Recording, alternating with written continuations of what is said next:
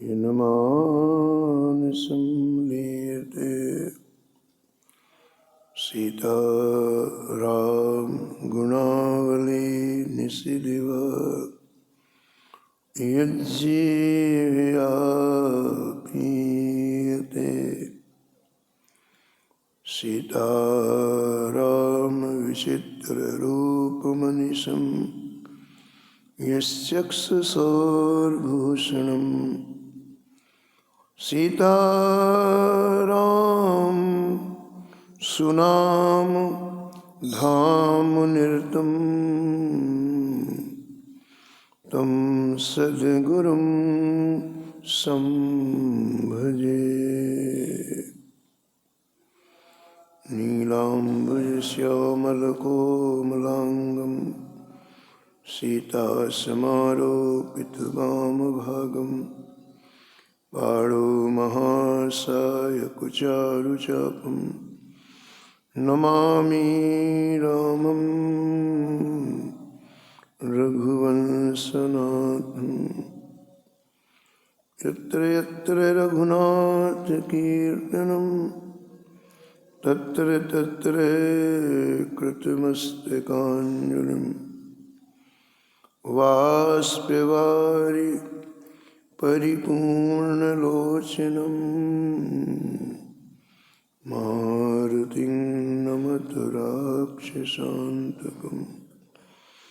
वाञ्छाकल्पतरुभ्यश्च कृपासिन्धुभ्येव च पतितानां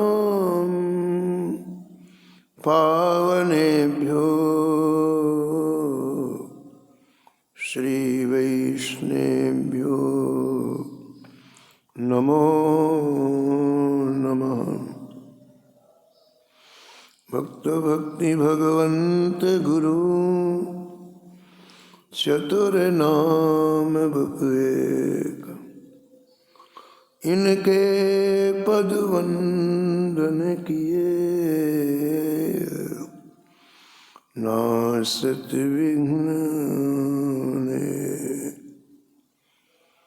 हरिजू आए विराजिए कथा सुनहु इतिहास। तुम श्रोता या माल के तुम पद रज ममवा। तुम पीछे जो और हैं श्रोता हैं रस खान। इनके सकल मनोरथ पूरे बहु श्री भगवान। राधे राधे गोविंद गोविंद राधे।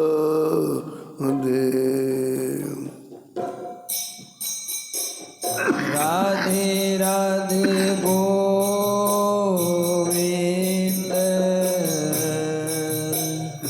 गोविंद राधे।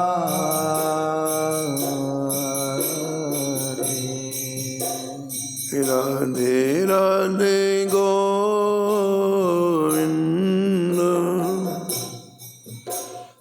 गोविंद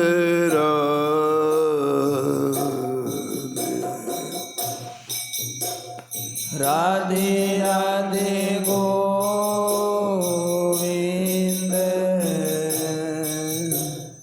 गोविंद राधे।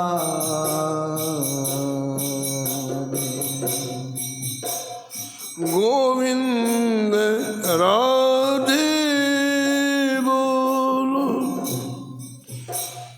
गोपाल राधे। गोविंद राधे बोलो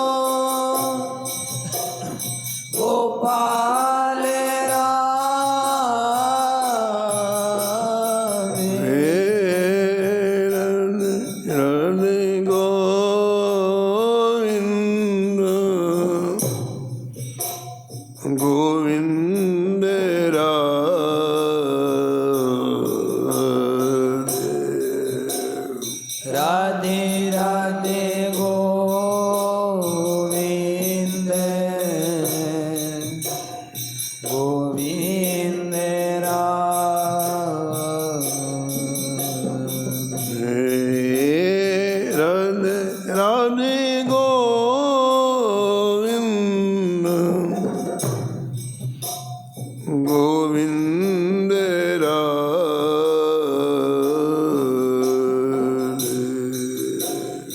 राधे राधे गोविंद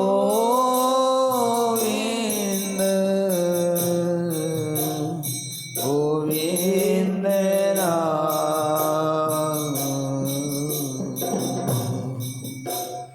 गोविंद राधे बोलो गोपाल राधे गोविंद राधे बोलो गोपाल राधे राधे राधे गोविंद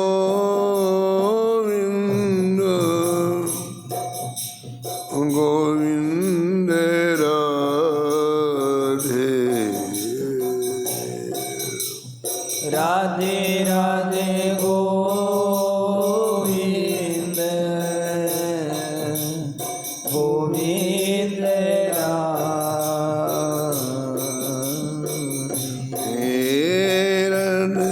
राधे गोविंद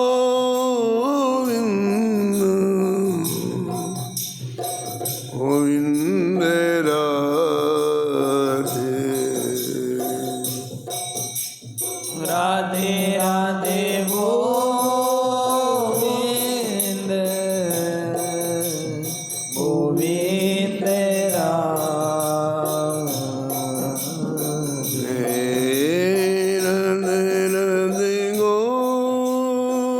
गोविंद गोविंद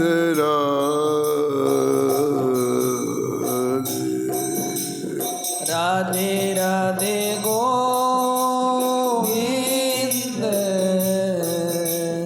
गोविंद राधे श्री जानकी वल्लभ लाल की जय हो श्री मंगल मूर्ति हनुमान जी महाराज की सपरिकर श्री भक्तमाल जी की सब संत भगवान की श्री स्वामी अग्रदास जी महाराज की श्री नाभाजी महाराज की श्री प्रियादास जी महाराज की श्री वृंदावन धाम की श्री बाके बिहारी लाल की श्री राधा वल्लभ लाल की श्री गिरिराज जी महाराज की श्री यमुने महारानी की श्री राम नाम महाराज की श्री महाराज जी की जय जय श्री राधे।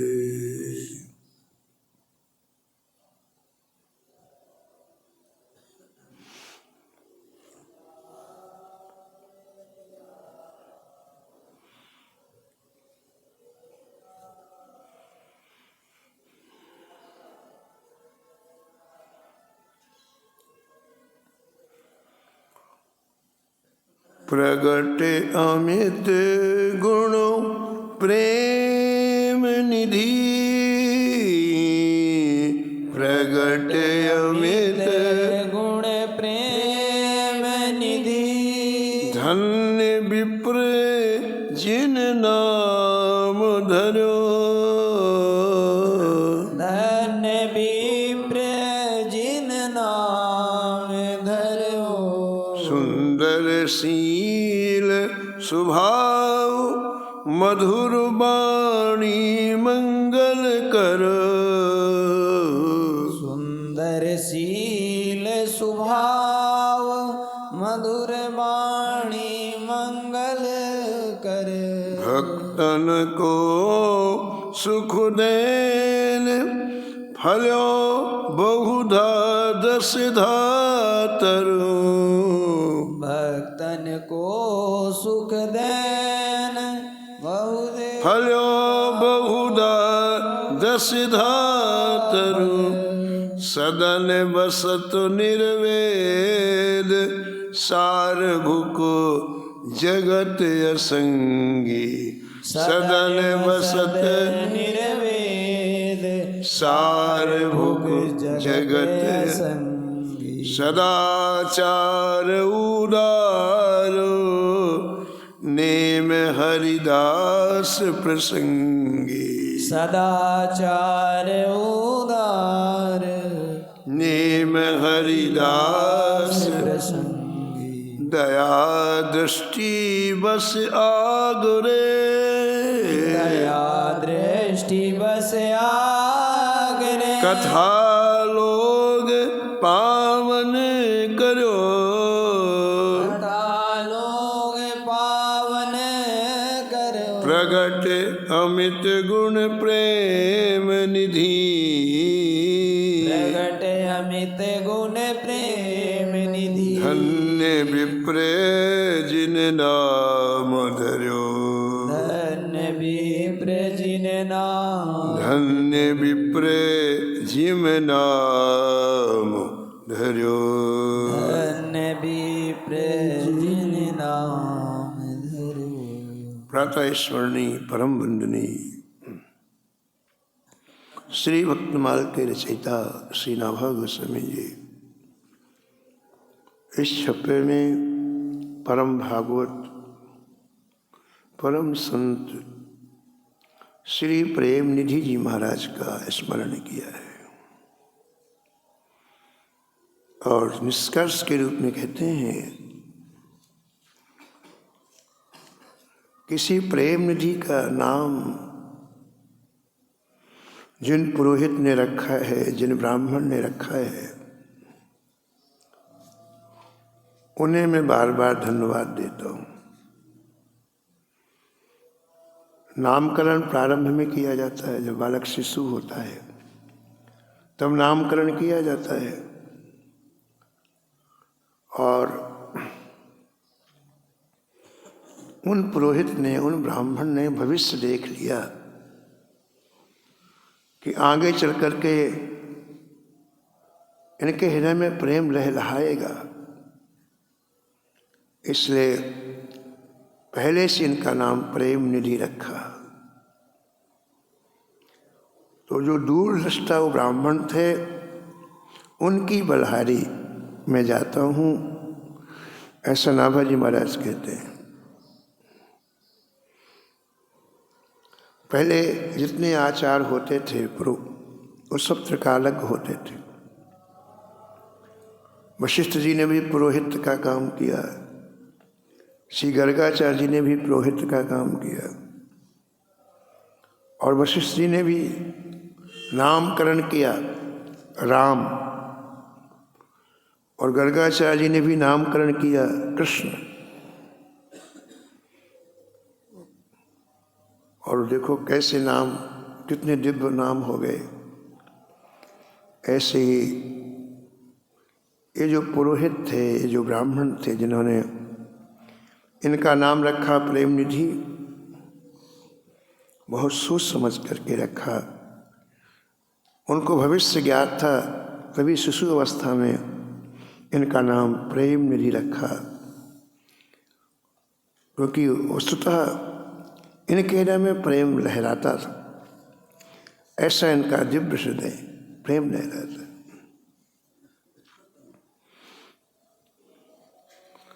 श्री नाभा जी महाराज कहते हैं कि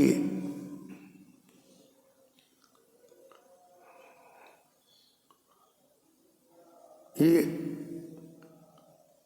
मथुरा के समीप आगरा में निवास करते हैं, लेकिन आगरा में निवास करने का कारण जीवों के ऊपर दया करने का था। आगरा से लगाव नहीं था इनका। महापुरुषों का अंदर का लक्ष्य बड़ा गहरा होता है। हम बाहर से देखते हैं कि हमारे समाने उठते हैं, बैठते हैं, चलते हैं, फिरते हैं, लेकिन ऐसा नहीं है। ये जहाँ भी रहते हैं इनके हृदय में एक पीड़ा होती है, एक दर्द होता है। संसार के जीव सुखी कैसे हों?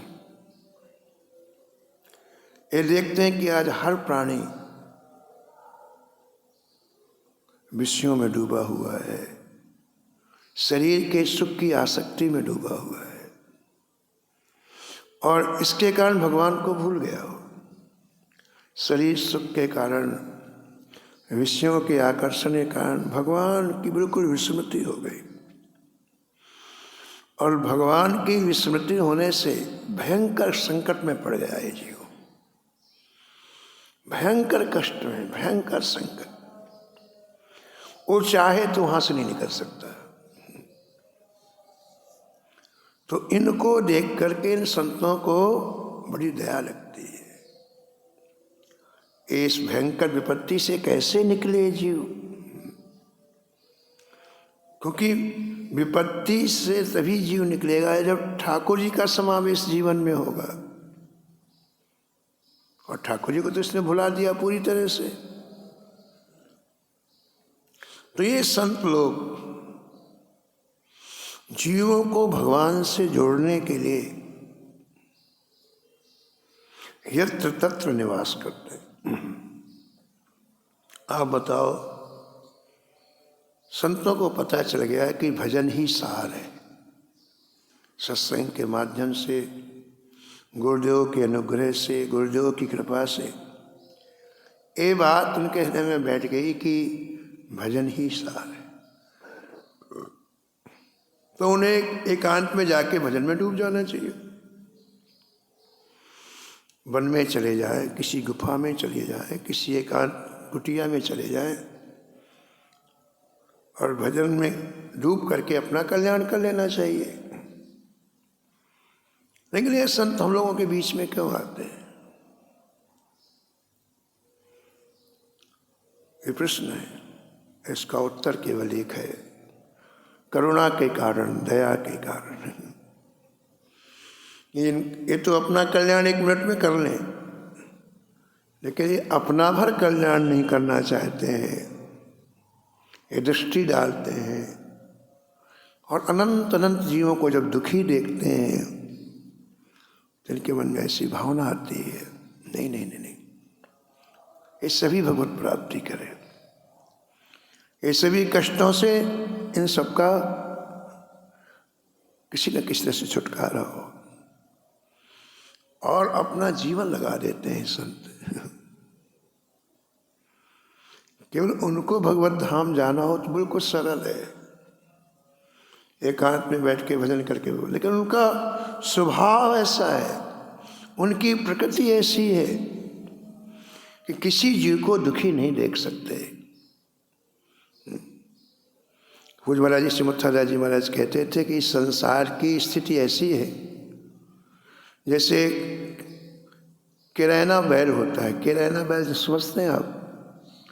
जिसके घाव हो गया हो, कीड़े पड़ गए हो पैर में, पेट में, कहीं भी, उसको किरैना बैल बोलते हैं। तो महाराज जी कहते थे संसार की स्थिति किरैना बैल के सरीखे है। कैसे? बोले उसके पेट में कीड़े पड़ गए, घाव हो गया, अब डॉक्टर आता है, इलाज करने के लिए लोग बुलाते हैं, आता है, और डॉक्टर जैसे घाव में दवाई लगाता है तो बैल सींग मारता है। वो उसी का इलाज कर रहा है, उसी को ठीक कर रहा है, तो सींग मारता है। यही हालत संसार की है। संसार के दुखी व्यक्तियों को देखकर संत उनके पास जाते हैं, उनसे प्रार्थना करते हैं, भैया दुख की निवृत्ति भगवान के भजन से होगी, थोड़ा भजन तो करो। ओ गाली देंगे महाराज, ओ अपमान करेंगे, ओ उपेक्षा करेंगे। संसार की स्थिति किरैना बैल के समान, ऐसा महाराज जी कहते थे। तो यदि केवल प्रेम निधि जी को भजन करके भगवत प्राप्ति करनी होती तो उनके लिए बहुत सहज था, और भी संतों के लिए सहज है। लेकिन इनकी एक प्रकृति है, सर्वे भवन्ति सुखिनः सर्वे सन्तु निरामया। कितना हृदय इनका विशाल है। हम या तो अपने शरीर को सुखी करना चाहते हैं, ज़्यादा जोर लगा दिया तो अपने परिवार को सुखी करना चाहते हैं, बस इसके आगे हमारा चिंतन नहीं है। इसके आगे किसी के लिए जगह नहीं है। या तो अपने शरीर को सुखी करेंगे या अपने परिवार को सुखी। लेकिन इन संतों का के लिए जितने जीव हैं, केवल मनुष्य नहीं, पशु पक्षी कीड़े पतंगे, इनका भी ख्याल रखते, इनका कल्याण कैसे हो।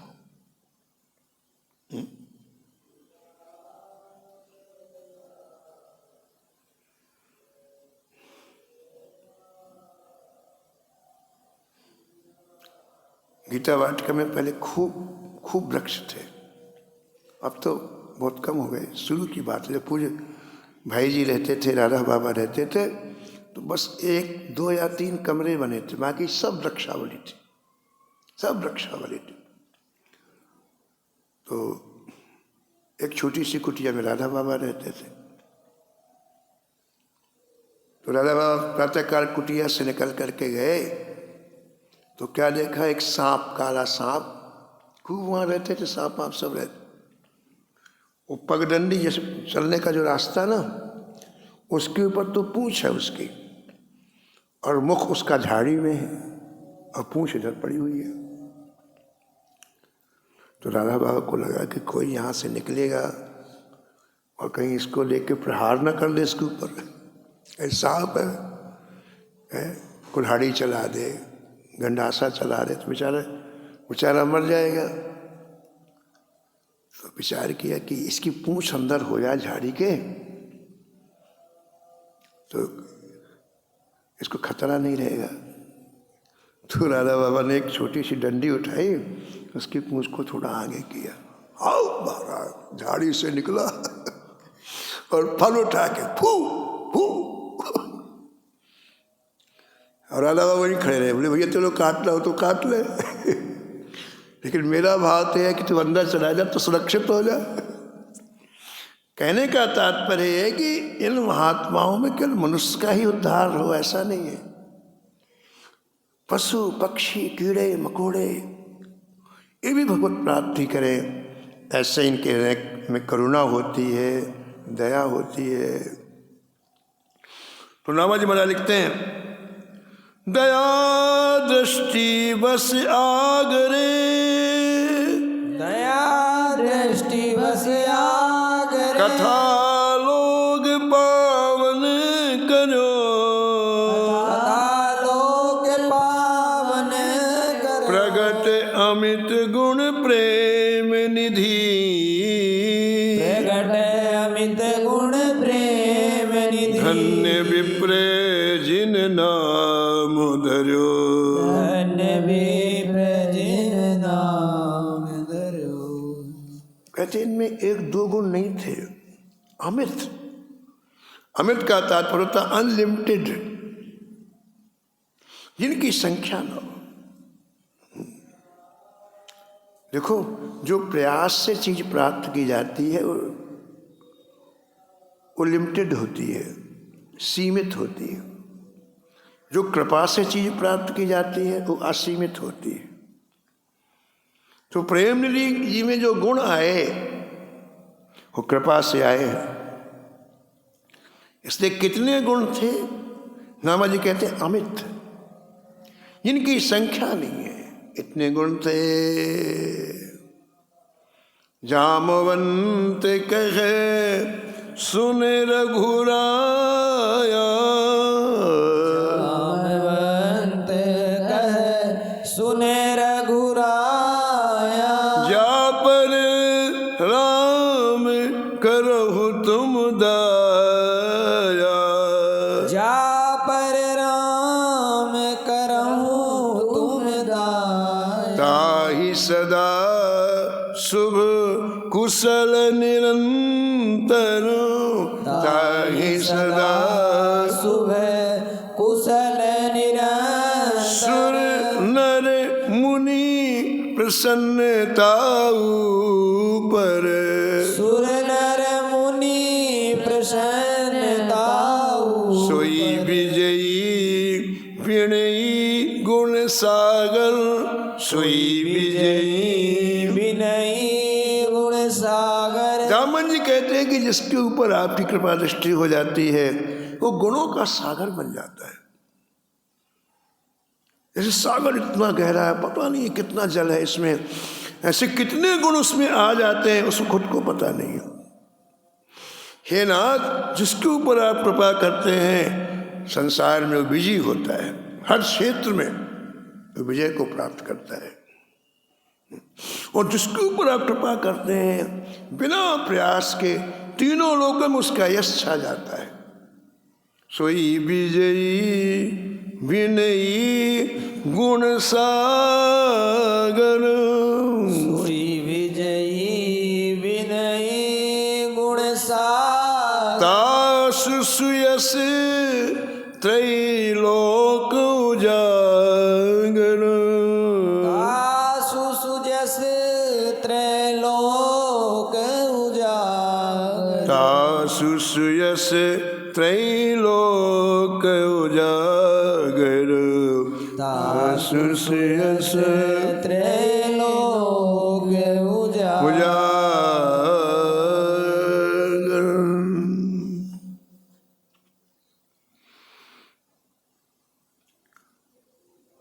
शीलाबाजी महाराज कहते हैं कि आप शीलवान थे,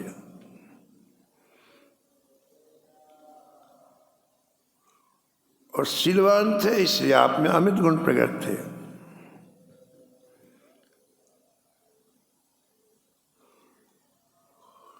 जिसका जो स्वभाव पड़ जाता है वो छूटता नहीं है।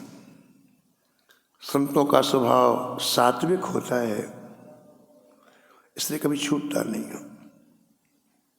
उनके साथ कोई दुष्टता करे तो भी वो बदला नहीं लेते, यद्यपि वो सामर्थ्यवान है लेकिन बदला नहीं लेते हैं। कुछ समय खंडानंद जी महाराज सुना रहे थे कि एक नाव में एक महात्मा जी बैठ के नदी से पार होना था, तो थोड़ी देर के बाद 4-5 लोग और आ गए, नावल ने बैठा लिया।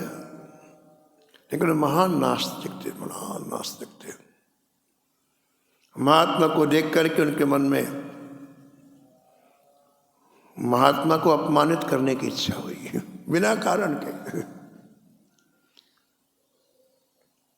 नाव चल पड़ी तो एक ने कहा, एक व्यक्ति ने कहा, उनमें 5 में से एक ने कहा, देख रहे हो इस महात्मा का सिर घुटा हुआ है, इसमें यदि जूते मारे जाएं तो कितना अच्छा रहेगा। बोले हाँ जी, इस महात्मा के घुटे हुए सिर पर हम 5 लोग एक एक जूता मारते हैं। तो अपने जूते उतारने लग गए। तो भगवान को सहन नहीं हुआ, भगवान ने आकाशवाणी की, महात्मा ये धूर्त लोग तुम्हें जूता मारना चाहते हैं, यदि तुम कहो तो हम नाव उल्टा देते हैं कि सब के सब यहीं मर जाएंगे।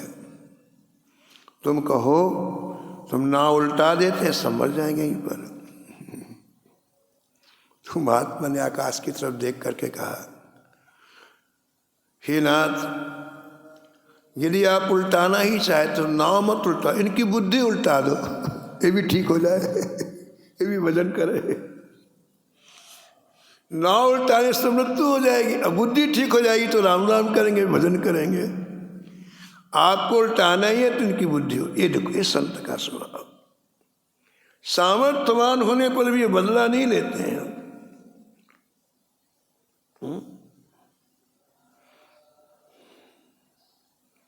हम लोग मजागरी चंदन घिसते हैं ना, उसकी विशेषता ये है कि जितना घिसोगे उतनी उसमें सुगंध निकलती है, कम घिसने में नहीं निकलेगी।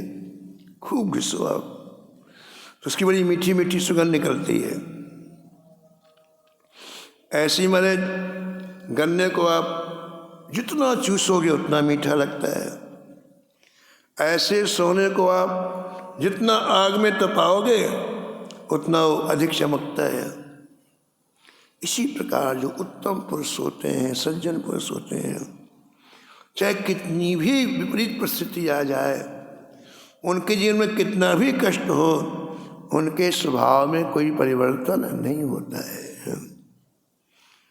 वो कभी भी किसी को दुख नहीं देना चाहते। किसी को कष्ट नहीं देना चाहते हैं। तो ऐसा शील प्रेम निधि जी में था, ऐसा नाभाजी महाराज कहते हैं। और आगे कहते हैं कि आप हमेशा मधुर वाणी बोलते थे। सभी संतों में अपने ठाकुर जी का दर्शन करते हैं। अरे सब में ठाकुर जी का दर्शन करेंगे तो किसे गाली दें, किसकी उपेक्षा करें, किसका अपमान करें? मूल बात यह है कि आप जिसे देख रहे हैं किस दृष्टि से देख रहे हैं, एक खास बात है। हमारी दृष्टि सुधर गई तो संसार सुधर गया, बस। हम चाहें कि अमुक व्यक्ति सुधर जाए, कभी नहीं होगा, कभी नहीं होगा। हम अपना चिंतन सुधार लें, अपनी दृष्टि सुधार लें। और दृष्टि सुधारना क्या है? हमारे जीवन में यदि कोई प्रतिकूल है, ठीक है, तो हमारे ही पूर्व जन्मों के कर्मों के कारण है। उससे द्वेष मत रखो आप। कोई हमारे प्रति प्रतिकूल है, इसका मतलब है पूर्व जन्म में हमने कोई ऐसा पाप किया है, वो पाप ही इस रूप में आकर के अपना बदला ले रहा है। तो अपनी गलती मान लोगे तो न तो गुस्सा आएगा और न को उसके प्रति क्रोध आएगा, न बदला लेने की भावना होगी। हमारा ही कर्म है भाई, तो अगर हम उसे सहन करेंगे तो कम से कम हमारी फाइल समाप्त हो जाएगी, वो कर्म का लेखा जोखा पूरा हो जाएगा। दूसरी बात, गोस्वामी जी कहते हैं कि भाई यदि भजन करना है तो सबके अंदर अपने सीताराम जी को देखो। सिय राम में सब जग जानी, करऊं प्रणाम जोरि जुग पानी। और सबके अंदर जो अपने सीताराम जी को, अपने आराध्य को, राधा माधव को देखोगे तो कभी किसी के प्रति कठोर शब्द बोलने की इच्छा ही नहीं होगी, है ना। सब में हमारे ठाकुर जी हैं। और एक बात और है, जब आप मधुर वचन बोलते हो तो सबको बड़ी खुशी होती है। तुलसी मीठे वचन ते सुख उपजत चहुओर। कुछ नहीं लगा, आपने मधुर बोला तो चारों तरफ सुख की वर्षा होने लगती है। और सबसे अच्छी बात तो ये है कि जब आप किसी व्यक्ति के साथ मधुर व्यवहार करते हो तो प्रसन्न होता है। और जीव की प्रसन्नता भगवान की प्रसन्नता है। आपके ऊपर जीव प्रसन्न है तो भगवान जरूर प्रसन्न होंगे। इसलिए महाराज श्री प्रेम निधि जी पूरे जीवन मधुर बोले। और आगे लिखते हैं श्री नाभाजी महाराज कि आप आगरा में सब परिवार रहते थे, लेकिन पूरी तरह से आसक्ति रहते थे। परिवार में रहते हुए भी बिल्कुल अकेले रहते थे। किसी व्यक्ति का आश्रय नहीं, किसी तरह का अहंकार नहीं। व्यक्ति बनता कब है? आप परिवार में हो, जब आप ये समझते हो कि मैं ये ना करूं तो ऐसा नहीं होगा, बस आप बन गए हो। आपके अभिमान ने आपको बांध लिया। चाहे कोई आश्रम हो, चाहे कोई जैसे ही आपने सोचा कि मैं नहीं करूंगा ये, तो काम नहीं होगा, मैं ये काम करता हूं, तो बन गया वह। ये कौन कह रहा है? आप नहीं कह रहे, आपका अहंकार कह रहा है। और अब बन गए आप। ये अहंकार बढ़ता जाएगा, एक दिन आपका पतन करा देगा।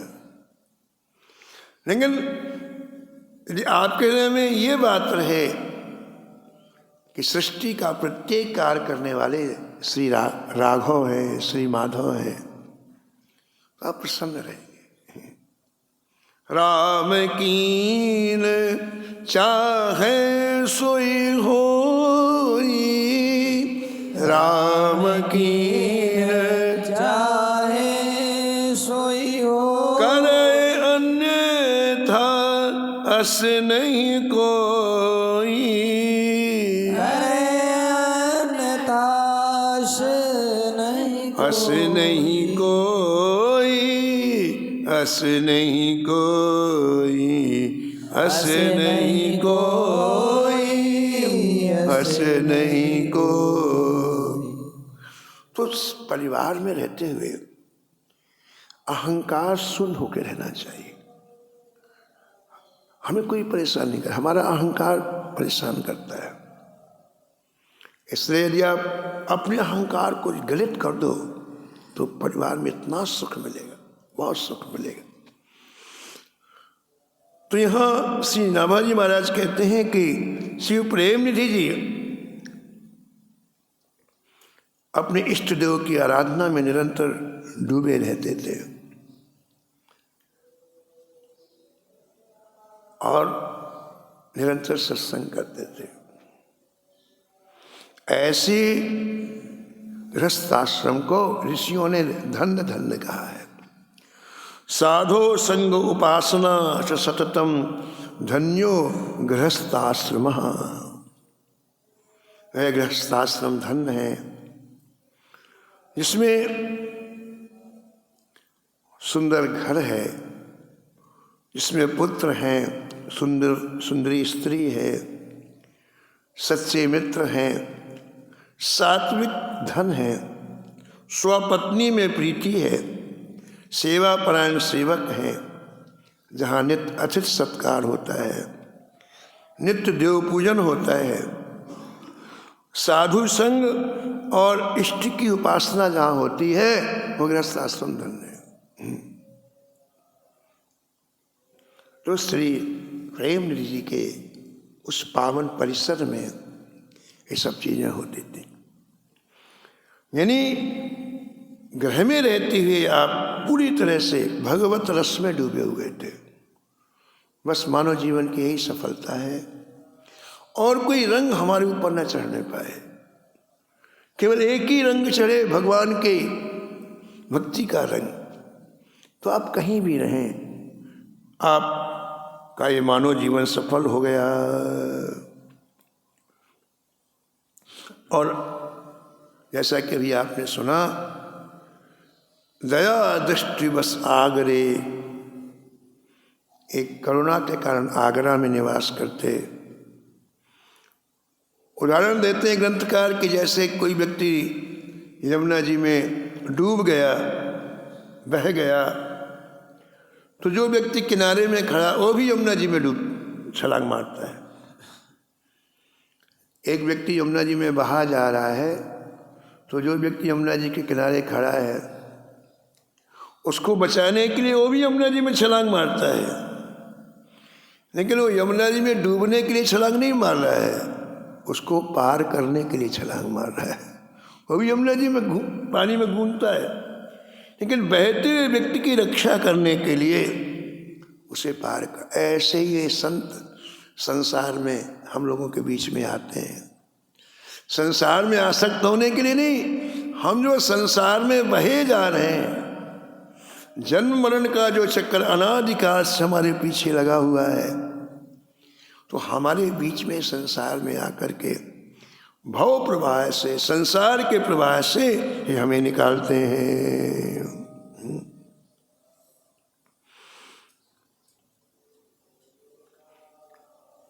तो प्रेम निधि जी आगरा में क्यों रहते थे बताओ? 500 वर्ष पहले, जैसे कल आपने सुना ना जगत गुरु रामानंदाचार्य जी के चरित्र में, मुसलमानों का बड़ा भयंकर आतंक था, भयंकर। उन्हीं का सम्राट, उन्हीं के न्यायाधीश, उन्हीं की सेना, उन्हीं की पुलिस, सब तो हिंदुओं को बहुत सताते थे, बहुत भयंकर। आगरा में भी मुसलमान बहुत थे, बहुत थे। तो प्रेम निधि ने विचार किया ये सीधे साधे हिंदुओं को ऊपर अत्याचार कर रहे हैं यवन मुसलमान लोग, इसलिए आगरा में रह करके इन हिंदुओं को सांत्वना देनी चाहिए, उनको निर्भयता प्रदान करनी चाहिए। इसलिए आप आगरे में रुक करके और एक बहुत बड़ा काम किया जिसका वर्णन प्रियादास जी ने आगे किया है। कौन सा काम आपने किया? लोगों की प्रकृति को मोड़ने के लिए, भय दूर करने के लिए श्री प्रेम जी ने एक बहुत बड़ा काम किया। और वो काम ये किया, अपने घर में दिव्य सत्संग का आयोजन प्रारंभ कर दिया।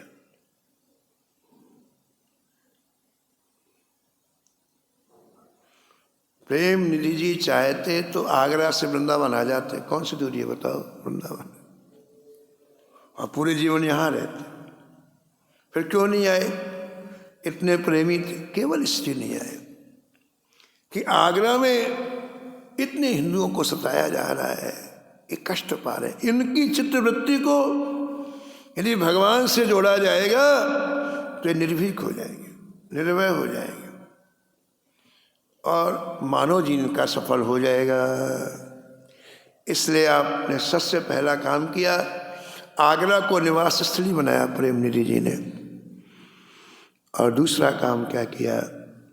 दुखी और यौनों से सताए हुए व्यक्तियों को आपने भगवान की परम पावन कथा का रस पिलाना प्रारंभ किया। जब मन दुखी होता है तो उसे ऐसी खुराक चाहिए जिससे मन स्वस्थ हो जाए। दुखी मन को आप भोजन कराओ तो सुखी नहीं होगा, दुखी मन को कपड़ा पहनाओ तो नहीं होगा, दुखी मन को सम्मान दो तो भी नहीं उसको कुछ होना है।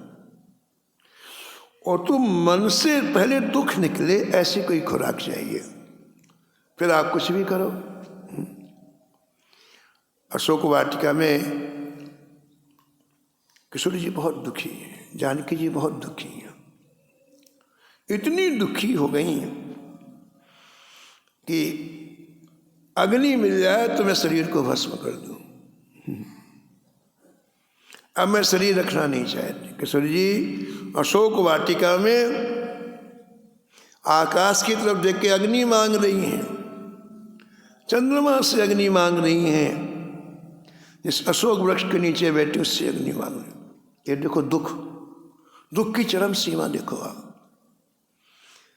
अब शरीर भस्म करना है, यानी दुख चरमोत्कर्ष बिंदु में पहुंच गया। संयोग ऐसा, उसी अशोक वृक्ष की डाल में सूक्ष्म रूप से हनुमान जी बैठे थे। जहां से अग्नि मांग रही थी उसी अशोक वृक्ष में सूक्ष्म रूप से हनुमान जी बैठे। श्री हनुमान जी ज्ञानी नामक गण्यम है, ज्ञानियों में सबसे श्रेष्ठ है। तो विचार किया कि ये जो मृत्यु मांग रही है, इस मृत्यु के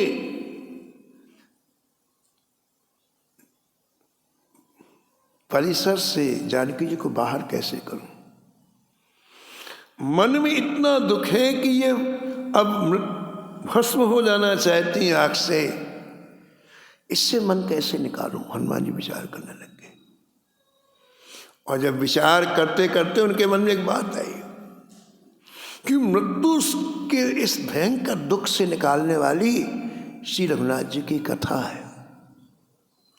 यदि कथा इनके कानों के द्वारा मन तक पहुंचा दी जाए तो फिर इनका मरने का संकल्प नहीं रहेगा। अरे बाबा, जब मरने का संकल्प नहीं रहे तभी तो मैं कुछ कह पाऊंगा। जब मरना ही है तो कोई बात कोई सुनेगा क्या? नहीं ना। तो इस दायरे से बाहर कैसे निकाला जाए, श्री हनुमान जी ने विचार किया। और विचार करने के बाद सबसे पहला काम किया हनुमान जी ने, श्री जानकी जी को श्री ठाकुर जी की अत्यंत मधुर कथा श्रवण करना प्रारंभ किया।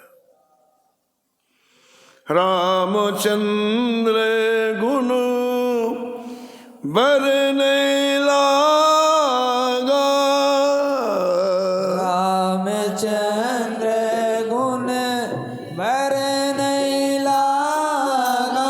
हाँ, रामचंद्र गुण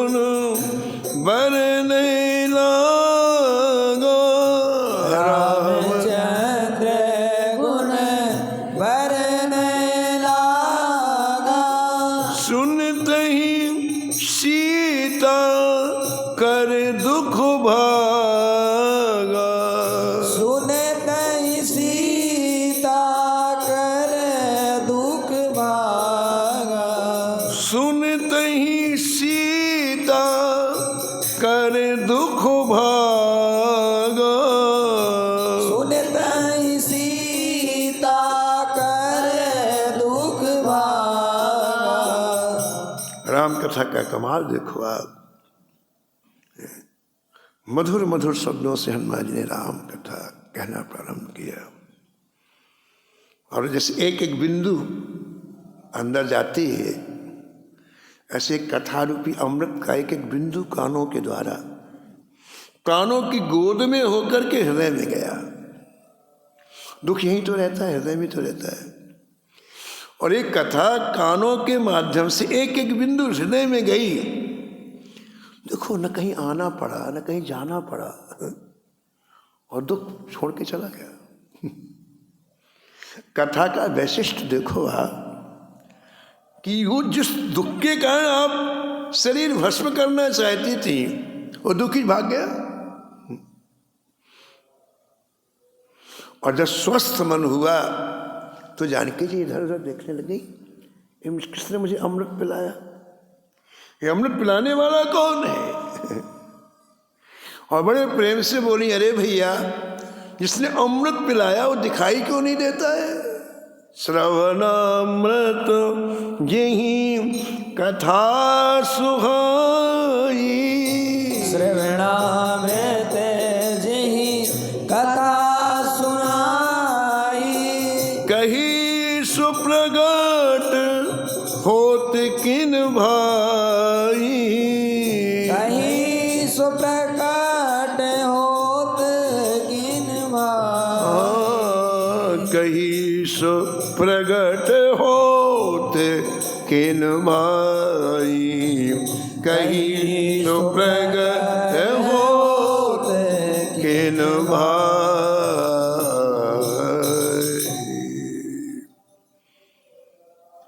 श्री प्रेमनंद जी ने आगरा की उस भूमि में, जहाँ चारों तरफ मुसलमान रहते थे, यवन रहते थे, और जानबूझ करके हिंदुओं को कष्ट देते थे, आपने निश्चय किया कि मैं भगवान की परम मंगलमयी कथा सुना करके सबको सुखी करूंगा। देखो, हमारा लक्ष्य यदि पवित्र हो तो कथा बड़ी जल्दी काम करती है। लक्ष्य सही नहीं हो तो फिर जब हम ही को कुछ असर नहीं पड़ा, दूसरे को क्या पड़ेगा? इसलिए इनका लक्ष्य पवित्र था, पावन था, कि जीव के हृदय से क्लेश निकल जाए, दुख निकल जाए, भगवत प्राप्ति करें। इस भाव से आपने आगरे में कथा कहना प्रारंभ किया, और हजारों लोगों के हृदय में परम विश्राम मिलने लग गया। वो स्वामी कहते हैं कि कथा के दो चार शब्द भी आपके कान में पड़ जाए, ये पहला काम करते हैं, आपके हृदय को कली के मलों से रहित कर देते हैं और भगवत धाम का अधिकारी बना देती है कथा। इतना इसका प्रभाव कथा का है। और तीसरी बात, व्यक्ति को परम विश्राम मिल जाता है। पायो परम विश्राम राम समान प्रभु नाही को। ये अंतिम पंक्ति है गोस्वामी जी की कथा, रामायण कथा की अंतिम पंक्ति, कि मुझे विश्राम नहीं परम विश्राम मिला है। तो श्री प्रेम जी कथा आगरा में सुनाने लग गए। हजारों हजार लाखों लाखों जीवों को परम विश्राम मिलने लगा। और इसके आगे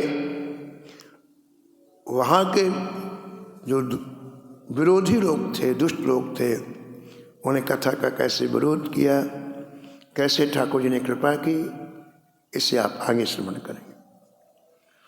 जय जय श्यामा जय जय श्याम, जय जय श्री वृंदावन धाम। जय जय श्यामा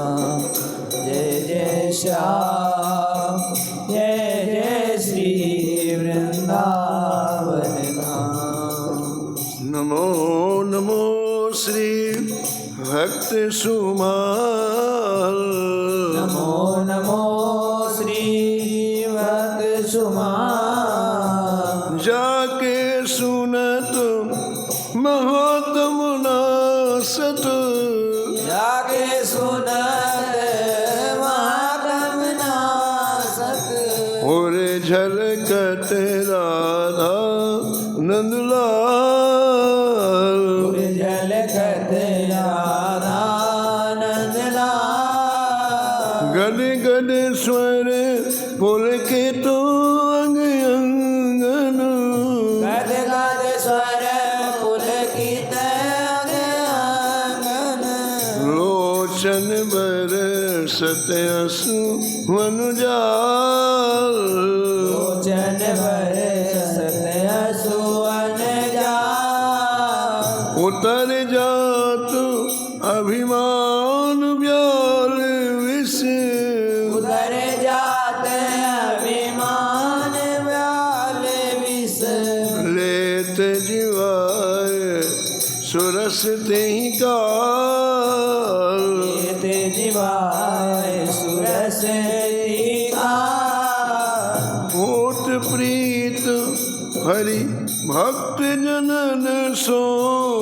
होत प्रीत हरि भक्त जनन सो। लेत शीघ्र हटि चरण प्रसाल। लेत शीघ्र हटि चरण प्रसाल। तजत कुसंग लेत सतसंगति। अजक कुसंग लेत सतसंग। जय जय भाग जगत को अद्भुत भाल। भाग जगत को अद्भुत भाल। निशिवासर सोवते अरु जागत। निशिवास सोवत अरु जागत। रोम रोम हुए करत निहाल। रोम रोम करत निहाल। श्री अग्र नारायण दासु प्रिया प्रिय। नारायण दास प्रिया प्रिय। प्रगटी जीवन रसिक रसाल। प्रगटी जीवन रसिक रसाल। नमो नमो श्री भक्त सुमाल। नमो नमो श्री भक्त सुमाल। हरे कृष्ण कृष्ण कृष्ण हरे हरे। हरे कृष्ण कृष्ण कृष्ण हरे हरे।